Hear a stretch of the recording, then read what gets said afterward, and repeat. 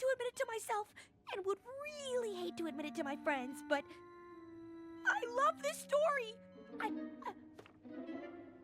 I love reading. I'm an egghead.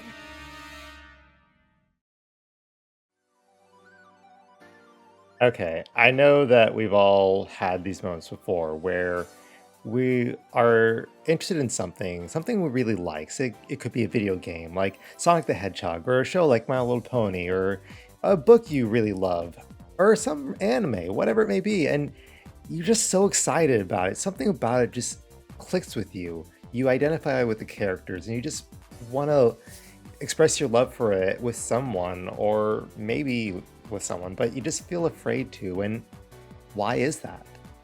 Is there some kind of stigma that this series has that you don't want other people to see in you? Or what is it? Well, believe me, I've been there too. But you know, one episode of MLP that makes me think about this? That would be the episode Read It and Weep from season 2.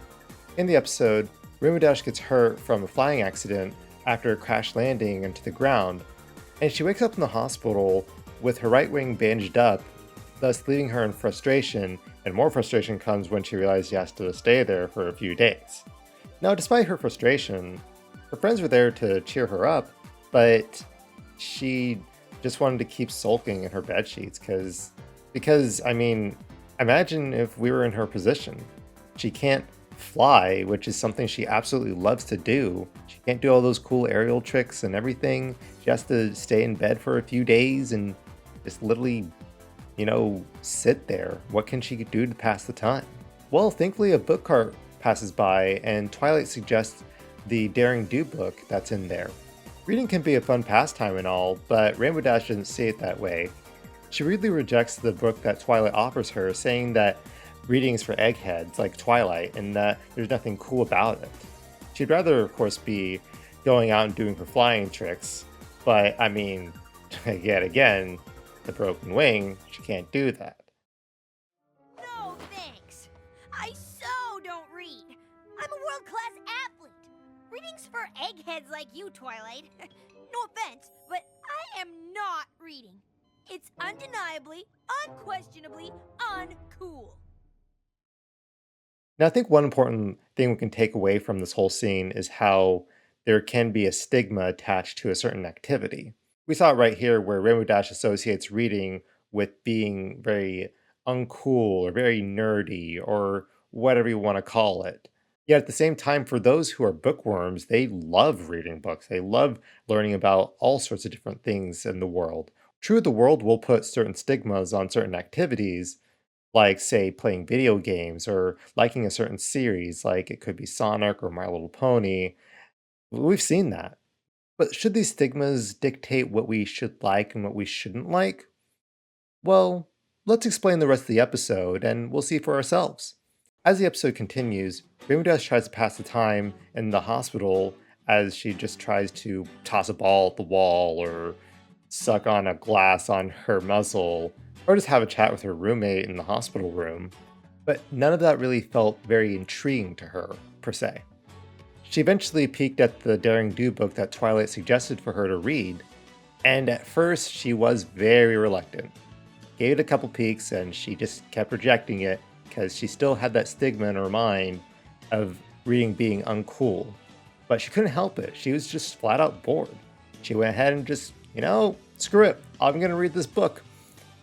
Now, at first, Rainbow Dash didn't seem all that interested in reading this Daring Do book, but as she kept reading into it, she found out that she related to the character a lot, and that she went on these epic adventures that seemed really cool to Rainbow Dash.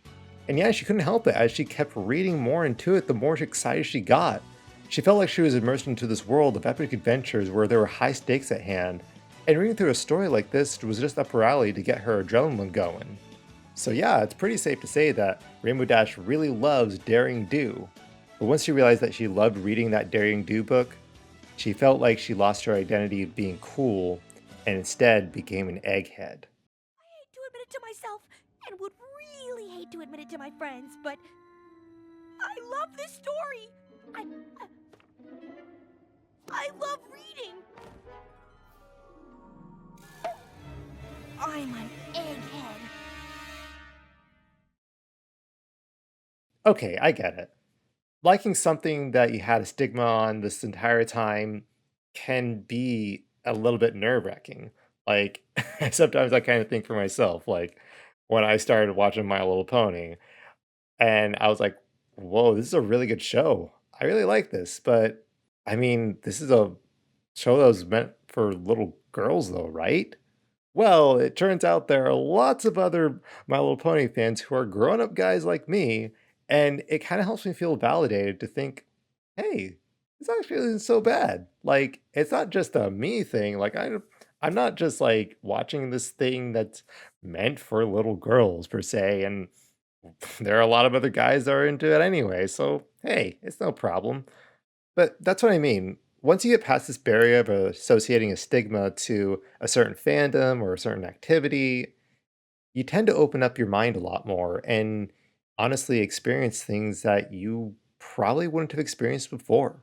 Like we saw with Rainbow Dash here, she ended up reading the book anyway, and she ended up really loving it. Now, even though she ended up loving the book a lot, she still didn't want other ponies to know that she did like reading at all. She felt like she had this reputation to keep up of being the cool Pegasus out there. The cool Pegasus that will do all these aerial tricks, that's trying to become a Wonderbolt, all of that good stuff. And she felt like just expressing her love of reading Daring Do would totally ruin that reputation. As her friends came by to check up on her at the hospital, she kept trying to hide the book and trying to hide the fact that she was reading it at all. And at the same time, she was trying to do everything she could to push them out the door so she could actually read more in private. Now, of course, you may be asking, like, it's just a book, what's the big deal? Well, like I already explained, she felt like she had this reputation to hold up of being the cool pony, and that all of that would be taken away once she expresses how much she loves to read. But the thing is, this fear of embarrassment was keeping Rainbow Dash trapped in expressing who she really is. Because of this reputation she had to uphold, she felt trapped to really express who she really is and what she really likes. But little did she know is that her true friends will accept her anyway, even if she likes to read.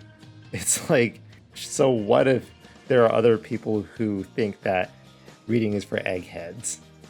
So what? Her friends will still accept her anyway, but she didn't have the eyes to see that quite yet. Later in the episode, the doctor checked her out of the hospital, but she wasn't quite done reading the Daring Do book quite yet. She really wants to finish the book and see how the whole epic adventure of Daring Do getting the Sapphire Stone back would end. She was so excited to get through the story, and she found this whole nother passion for herself of reading Daring Do books. And she didn't want it to just go away all of a sudden. So she was trying to think of ways of how to finish the story without really directly telling any pony that she likes to read. She thought about asking Twilight, but she didn't want to express that she liked to read to her because, well, the secret would be out. She also didn't want to directly say it to the ponies at the hospital either. So instead of directly saying it to them, she tried to fake another pain in order to get admitted back into the hospital so she could actually read that Daring Do book. But that didn't go as she planned either. So in a final attempt to finish the book, she goes in the hospital at night, tries to read the book in silence, but then gets caught and causes a ruckus in the hospital and eventually causes a ruckus all over town to the point where the hospital staff and all her friends are chasing after her. When all is said and done, they get to Twilight's library house, with the hospital staff and her friends all genuinely concerned for her, wondering what's going on, why was she trying to steal a book, why would you do such a thing? All the pressure was right there on Rainbow Dash, and she didn't know how else to avoid telling them that she liked reading. What's going on, Rainbow Dash?